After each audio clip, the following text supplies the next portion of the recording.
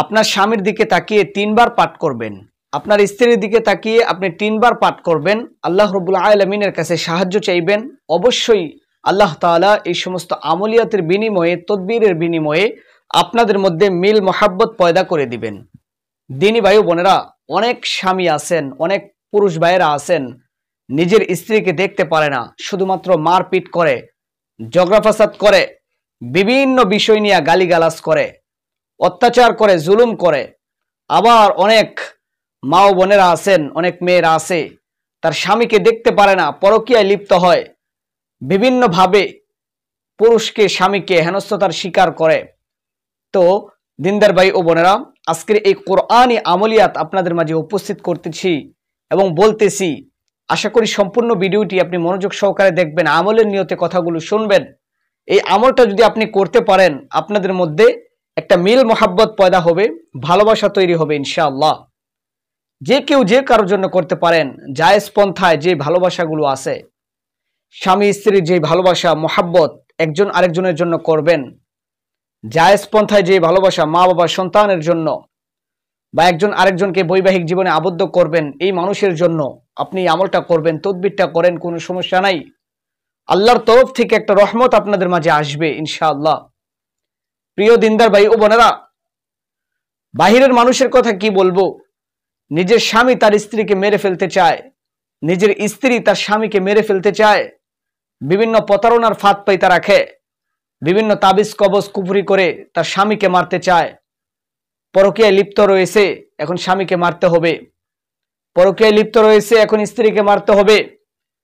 এই সমস্ত জঘন্যতম অপরাধের শামিল হয়ে আছে অনেক স্বামী, অনেক স্ত্রী।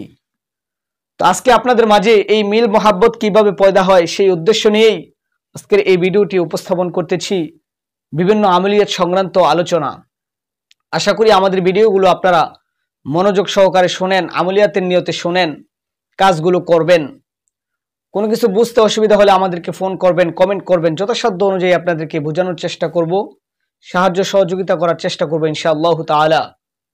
প্রিয় দিনদার ভাই ও বোনেরা, এই কাজটি আপনি যে কোনো দিন, যে কোনো সময়, যে কোনো ওয়াক্তে, যে কোনো ভাবেই আপনি করতে পারেন।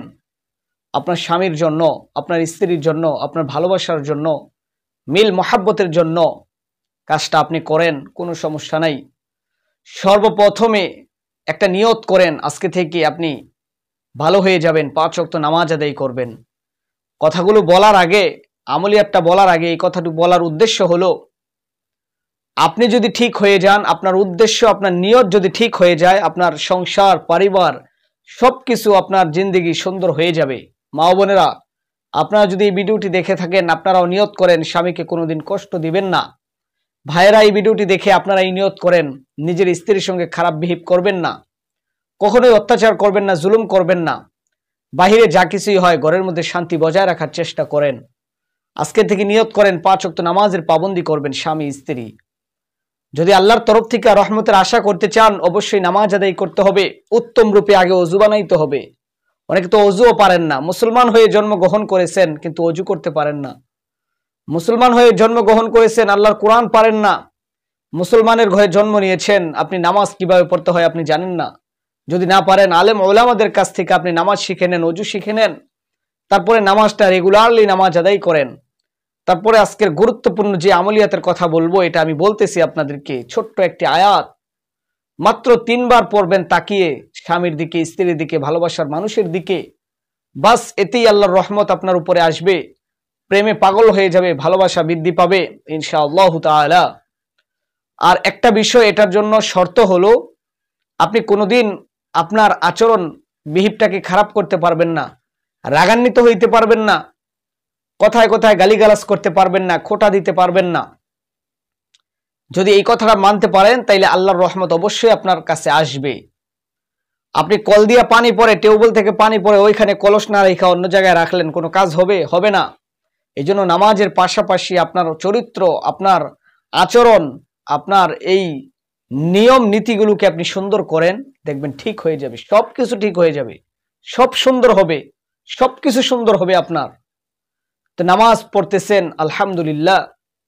নামাজের পর পর আপনাকে যে কাজটা করতে হবে, হালাল খানা খাইতে হবে, মানুষের সঙ্গে সদ্ব্যবহার, নিজ স্ত্রীর সঙ্গে সদ্ব্যবহার। আরেকটা বিষয় আপনি মাথায় রাখবেন, আপনার সবচেয়ে বেশি কার্যকরী ক্ষমতা হলো আপনার আচরণের দিয়া।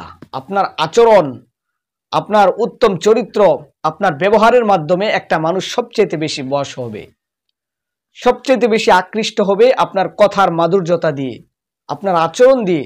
আশা করি যারা জ্ঞানী বর্গ ব্যক্তি আছেন আপনারা বুঝতে পারছেন। পাশাপাশি কোরআনুল কারীম থেকে আল্লাহর দেওয়া শিখানো এই সমস্ত আমলিয়াত যদি করেন, পাশাপাশি আল্লাহর রহমত অবশ্যই দরকার আছে। আল্লাহর কোরআনের মধ্যে এমন কিছু নাই, এমন কিছু বিষয় নাই যেটা আল্লাহ আমাদের জন্য হেদায়েত স্বরূপ রাখেন নাই। ওয়া আনজালনা আলাইকাল কিতাবা তিবয়ানাল লিকুল্লি শাই, সমস্ত কিছু আল্লাহ কোরআনে রেখে দিয়েছেন চিকিৎসার জন্য। আপনার পেটে ব্যথা হয়েছে, কোরআন দিয়ে চিকিৎসা করেন, সূরাতুল ফাতিহা পড়ে পানি খান, আয়াতুশ শিফা, উম্মুল ফাতিহা এই সূরা পাঠ করে আপনি খান, দেখবেন যে ভালো হয়ে গেছে আপনার ইয়াকিন এবং বিশ্বাসের কারণে। আমরা ঔষধপত্র খাইতেছি, ঔষধের মধ্যে আমাদের একটা ইয়াকিন রয়েছে, বিশ্বাস রয়েছে, এটা খেলে আমরা ভালো হয়ে যাব। ঠিক তেমনি ভাবে আপনার চরিত্র, আপনার আচরণ, আপনার চলাফেরা, নামাজ সবকিছু ঠিক রেখে আপনি যখন এই আমলিয়াত করবেন, তদবির করবেন, এই তিনবার মাত্র আয়াতটা পড়ে স্বামীর দিকে তাকাইবেন, স্ত্রীর দিকে তাকাইবেন, ভালোবাসার মানুষের দিকে তাকাইবেন, কাজ হয়ে যাবে। এই কাজটা করার জন্য আপনার এই সমস্ত কিছু যদি ঠিক থাকে, আপনি যে আমলটা করবেন এটা হলো পবিত্র কোরআনুল কারীমের একটি আয়াত, সংক্ষিপ্ত একটি আয়াত। এই আয়াতখানা আপনি পাঠ করেন, এই আয়াতখানা আপনি পাঠ করেন, ওয়া আলকাইতু আলাইকা মাহাব্বাতাম মিন্নি, ওয়া আলকাইতু আলাইকা মাহাব্বাতাম মিন্নি। এই আয়াতখানা তিনবার পড়েন। পাশাপাশি আরেকটা আয়াত আছে, আইনামা তাকুনু ইয়াতি বিকুমুল্লাহু জামিআ ইন্নাল্লাহা আলা কুল্লি শাইইন কাদির। শুধু এতটুকু পাঠ করেন, আইনামা তাকুনু ইয়াতি বিকুমুল্লাহু জামিআ ইন্নাল্লাহা আলা কুল্লি শাইইন কাদির। ওয়া আলকাইতু আলাইকা মাহাব্বাতাম মিন্নি, আর আইনামা তাকুনু ইয়াতি বিকুমুল্লাহু জামিআ ইন্নাল্লাহা আলা কুল্লি শাইইন কাদির। এই দুইখানা আয়াত আপনি পড়েন, একটা আয়াতের সমতুল্য হবে না দুইটা আয়াত মিলিত করলে। তো আল্লাহ যদি চায়, আল্লাহ যদি দয়া করে, মায়া করে, প্রিয় মানুষ, ভালোবাসার মানুষ, স্বামী, স্ত্রী, শ্বশুর, শাশুড়ি, যে কারো দিকে তাকাইয়া মাত্র আপনি পড়েন, তিনবার পড়েন, সবাই আপনার বশ হয়ে যাবে, সবাই আপনার পাগলপাড়া হয়ে যাবে। প্রিয় দিনী ভাই বোনেরা, আশা করি তদবির সংক্রান্ত আলোচনাটা আপনাকে বুঝাইতে পারছি। কোন পন্থা অবলম্বন করে আমলিয়াত এবং তদবির করলে যে কেউ আপনার বশীভূত হবে, আপনাকে ভালোবাসবে, পাগলের মতো আপনাকে এরকমভাবে মহাব্বত করতে থাকবে।